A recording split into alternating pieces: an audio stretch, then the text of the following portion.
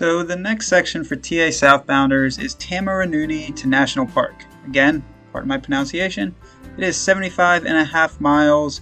This is the canoe hire that many TA hikers use. It is the Taumarunui canoe hire about a mile or two out of town that I was talking about. As you saw in that previous scene, they have shuttle buses, so they have a safety briefing once per day at 6:30, and you have to do the safety briefing before they will rent a canoe to you. So you should do it while you're in that town, because if not, you'll have to catch a shuttle back there to do the safety briefing and then back to where you meet the canoe. So logistically, it's easier to do it while you're in town. They will shuttle you back into town so you can connect your steps and then also resupply for the canoe trip that can take anywhere from 3 to 6 days depending on your pace and depending how quick you want to go. So once you get back to town, you can put it back on the bus so they bring your food back and you don't have to carry it. And you walk back there so you can pack your barrels of food. This is the backyard where a lot of campers can set up tents, what have you. And this is where you do your barrel packing. You put it all within this canoe barrel and you put them in a situated area and label them so they know when to drop them off, that you put your date on there that you're starting. It's a very logistically heavy day, so just get prepared for that. So when you leave Taumarunui, again, pardon the pronunciation, you do all road walk. It is a very quiet road. It's a mixture between paved and gravel, as I've talked about in the past. It's kind of an overarching theme. You will say hi to an ostrich, as you see here. Quite unique to just find it in the middle of quote-unquote nowhere. So it fluctuates back and forth between pavement and gravel. It does kind of have a little couple gradually up, gradually downs, but overall you can hold a pace. It is a road. As I've said before, there's ascents and descents on a road such as this. Overall, it's not too bad. Sometimes it might get a little steeper than you prefer, but you can hold a pace on it. So it'll bring you into this town of Oahango. Again, pardon the pronunciation. That hotel there does sometimes allow hikers to camp there. We didn't know of anybody that did. It seems their hours are sometimes a little bit sporadic, but if your miles link up and you so desire, I would just reach out to them ahead of time. But if you don't want to do that, there is this place to camp right at the junction of the Whakapapa River. Again, pardon my pronunciation. Big flat expanses. You can fit anywhere from 50 plus tents. Might be an exaggeration, but you can fit a lot. I filmed this because our tent decided to crap out on us that day, but I just kept that in there because I thought it was a unique shot using a flip-flop and a tent pole to hold it together. So if you do camp here, many hikers will end up going to the Tongariro Holiday Park, and through this section you go through a very popular, again, bike path called the 42nd Traverse. The year that we did it of 2022-23, there was a landslide that made many people either alternate around or completely skip this section. We had ran into some bikers a few days prior, actually the day prior, I apologize, that got through it with their bicycles. So it gave us the confidence that we didn't have a bicycle to carry, that we could end up navigating through it as well. On the way to the landslided portion, you have this 2-track gravel road, kind of, again, the flavor, micro ups and downs. Overall, it's not too bad. You can hold a pretty standard pace on this. And this is the landslide, completely cuts off the bike path road. And I kept this piece of film long. I don't know if you can see it, but the mud is actually moving underneath you. So be very, very careful. Again, it might not apply for the next season, 2023-24, but for when we did it, that mud was still shifting. It had not fully settled. So you kind of just have to pick and choose your way through. Make sure you're confident with your footstep before you step on a piece of mud that might not actually be secure. Once you get to the other side, you get back to the 42nd Traverse bike route, and it is gravel road, 2-track, easy to hold a pace. But eventually this 2-track will end at a place called Coker's Track. I believe I pronounced that right, actually, right here. Wanui Coker's Track. This is where, again, the flavor of the day changes. The terrain gets way more, I want to say logistically tough. Not logistically tough, but it will impact your pace.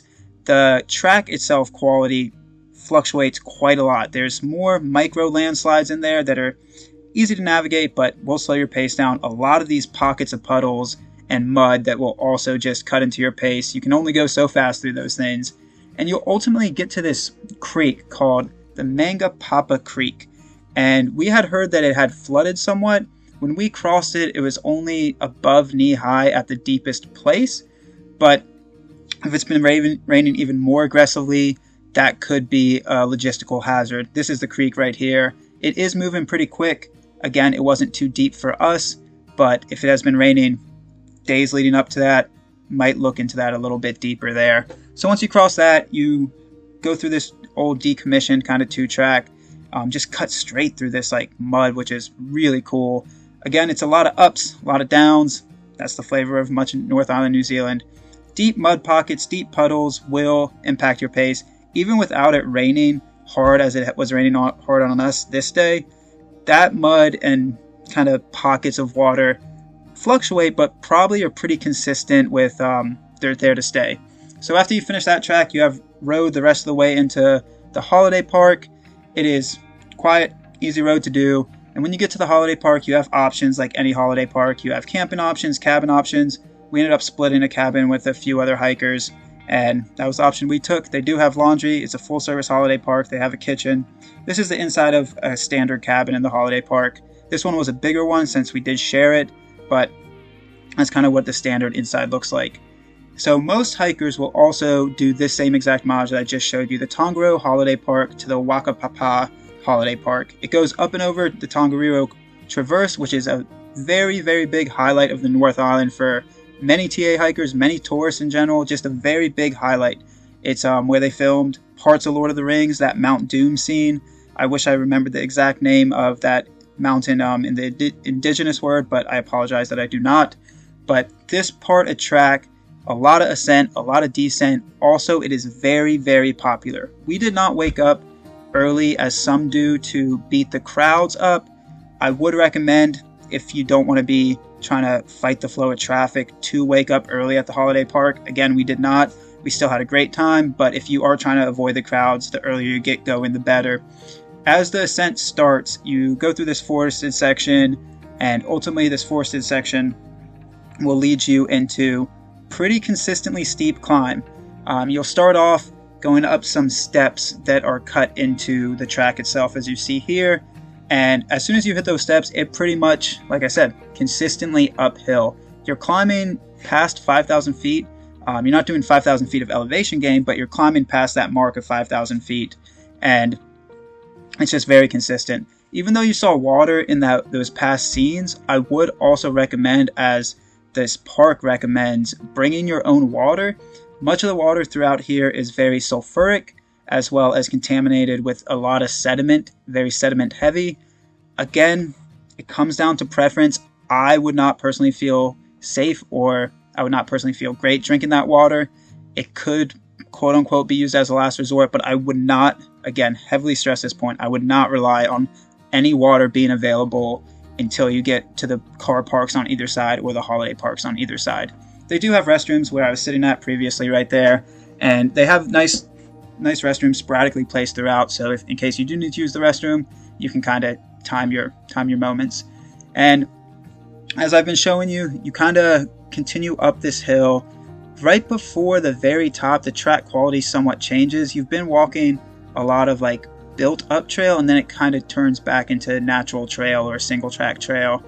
And these are when you get into a spot called the Blue Lakes. At least I think that's what you call them.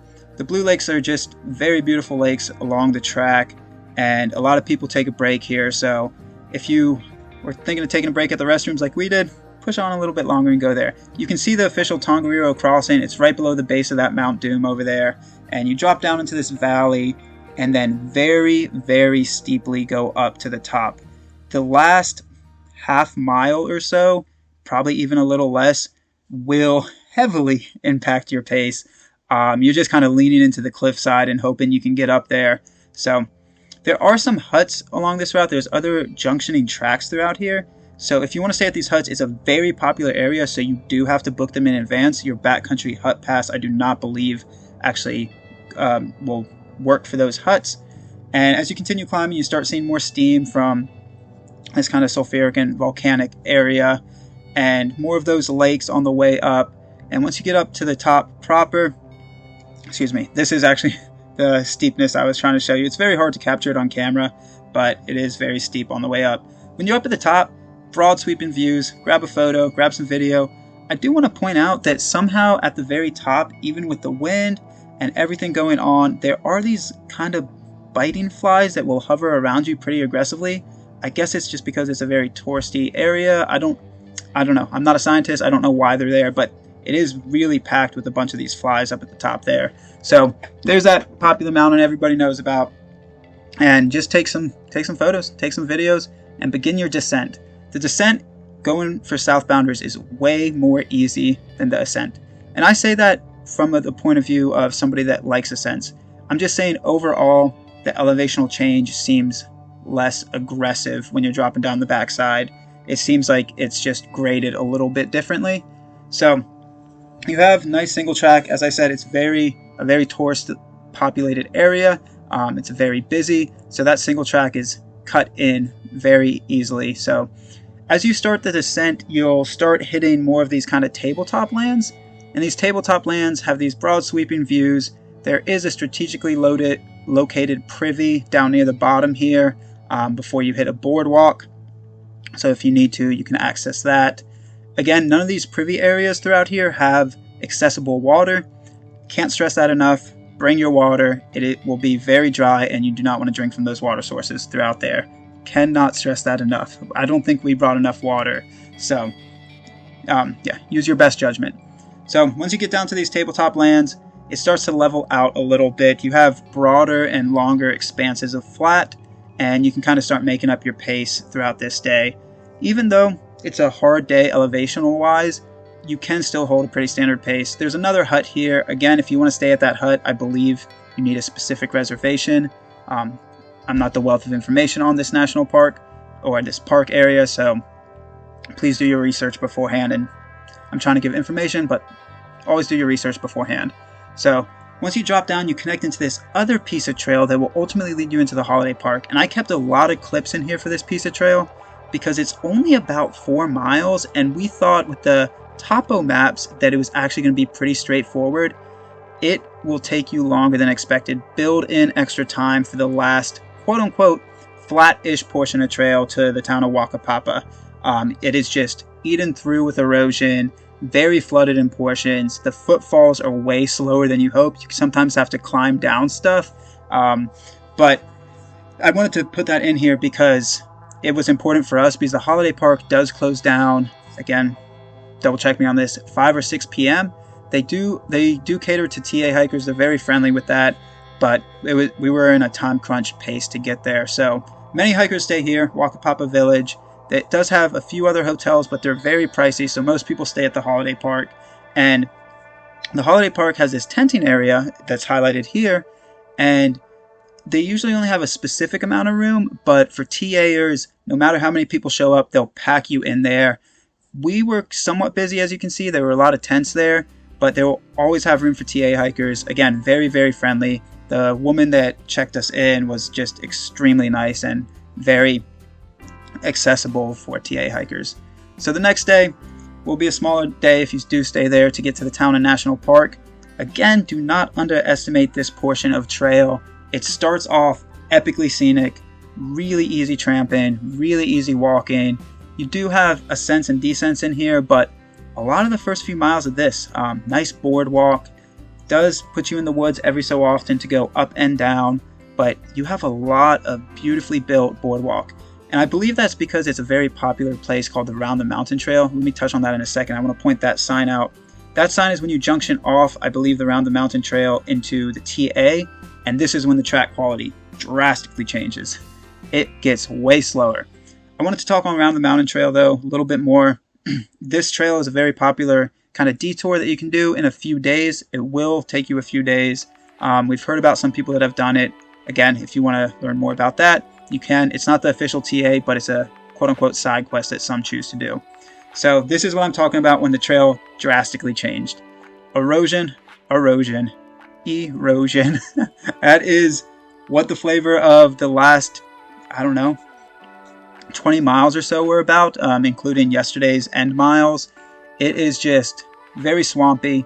Thankfully, they do have portions that they do have these boardwalks, but the boardwalk can't last forever, no matter how scenic, no matter how beautiful it is. the boardwalk will eventually have to end. And I apologize, that was the sign.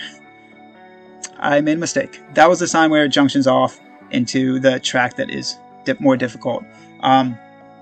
You can see a lot of water, a lot of mud. Just takes longer to pick and choose where you want your footfalls to go.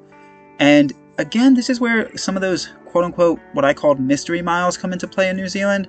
There's going to be a sign here shortly that I want to point out, because it says it's 3¼ miles to this campsite, and we end up hitting this sign right here, and it says 3¼ miles to the Mahia camp.